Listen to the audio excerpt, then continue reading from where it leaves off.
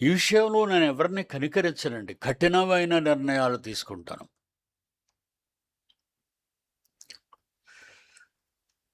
నిన్ను నమ్మి పెద్ద పెద్ద బాధ్యతలు,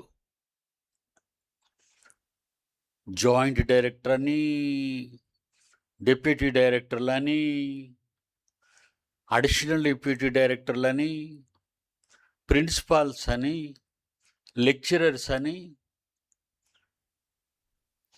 టీచర్స్ అని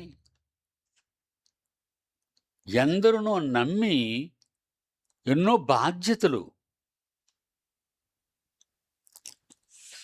యేసు మోపిన అనేక బాధ్యతలు వాళ్ళకి అప్పగిస్తే వాళ్ళు సొంత కార్యాల కోసం దేవుని కార్యక్రమాలను పక్కకు పెట్టేస్తారండి చాలామంది.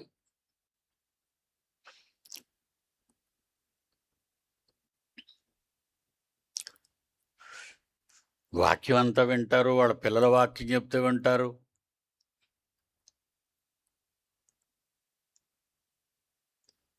ఊర్లకి వెళ్తే వాళ్ళ బంధువుల కోసం ఊర్లకు వెళ్తారే తప్ప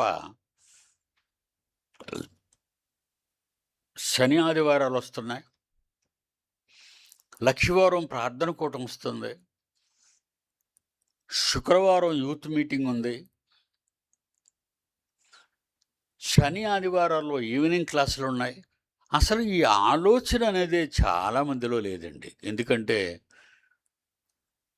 అదే మార్కెట్కి వెళ్ళడానికి, అదే బీచ్కి వెళ్ళడానికి, అదే తిరగడానికి వెళ్ళడానికి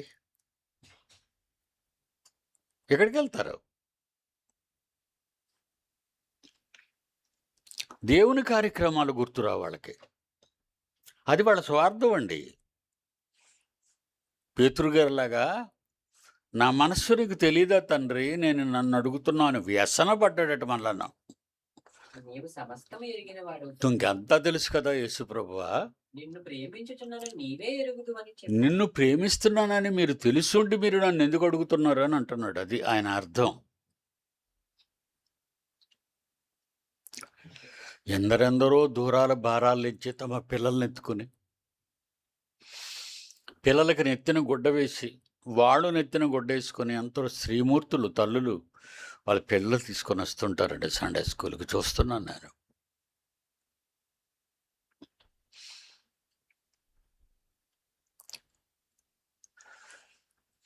చాలామంది తల్లిదండ్రులు పిల్లలు అంటే ఆదివారం సెలవు కనుక మనం ఇంటి దగ్గర గడుపుదాం, సంతోషిద్దాం, వండుకు తిందాం. చాలామందిలో ఉన్నటువంటి దారుణమైనటువంటి నిర్ణయాలండి ఇవి. పట్టించుకోరు దేవుడిని, పట్టించుకున్నట్టుగా నటిస్తారంతే. అందుకని నేను వాళ్ళని నమ్మనండి. ఒకసారి ఎవరిలోనైనా తేడాగా అని చూశాను అంటే ఇంకా వాళ్ళని జీవితాంతం నమ్మనండి.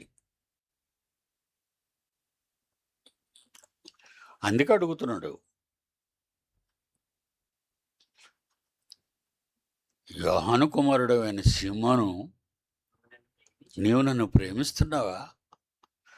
ఏంటి 3 సార్లు అడిగినందుకు విసుక్కుంటున్నాడు, వ్యసన పడుతున్నాడు, బాధపడి, ప్రభువా నువ్వు సమస్తమును ఎరిగిన వాడవు, నా గతాన్ని కూడా ఎరిగిన వాడవు, కోడి కూయక మునిపే 3 సార్లు నన్ను ఎరుగనని బొంకుతావు అని చెప్పావని చెప్పాడా?